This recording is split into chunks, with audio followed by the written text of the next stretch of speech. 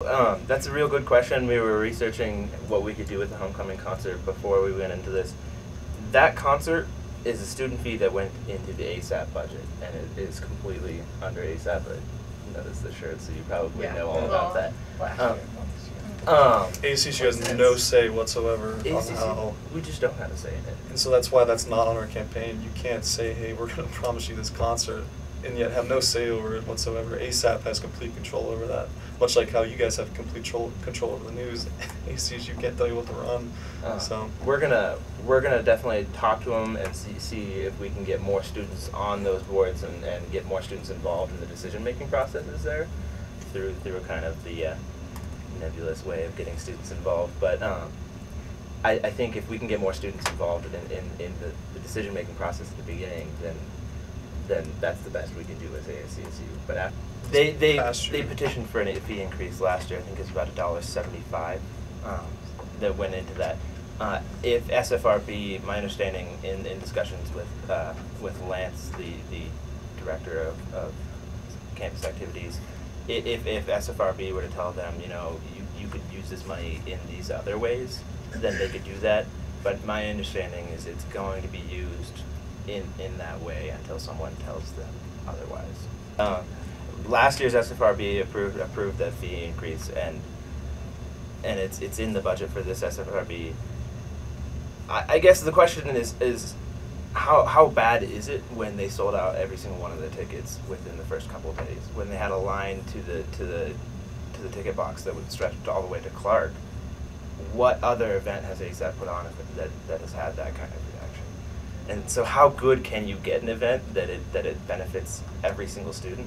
And I think that line needs to be, we need to talk about it and think about it, but somewhere the line exists, and sometimes some students get left out, and then that's a hard thing to deal with, but it happens. Someone's always going to be mad with the decision. That's just especially when money is spent, Oh yeah.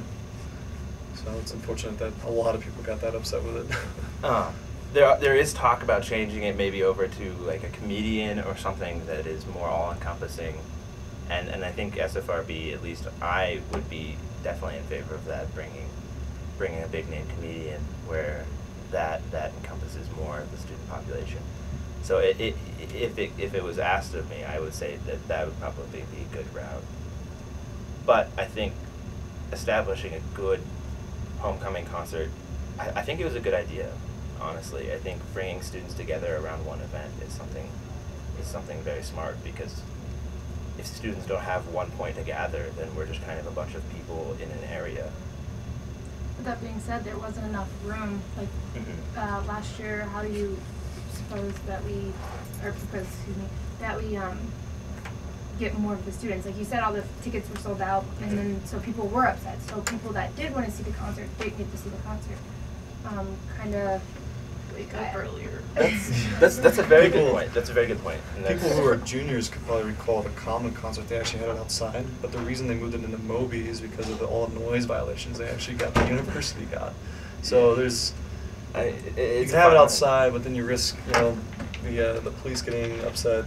You can have it inside, but then you risk students getting upset. So again, you're always going to have somebody who's going to be upset with it. And we can't afford Hughes Stadium to put students in there. That gets too pricey. So, I mean, what is the solution?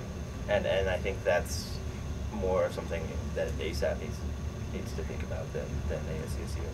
And I think the ASAP needs the credit for those things as well. I don't think ASCSU needs to be pulling that credit when we didn't put on the concert, we didn't plan it, we didn't do any of the contracts.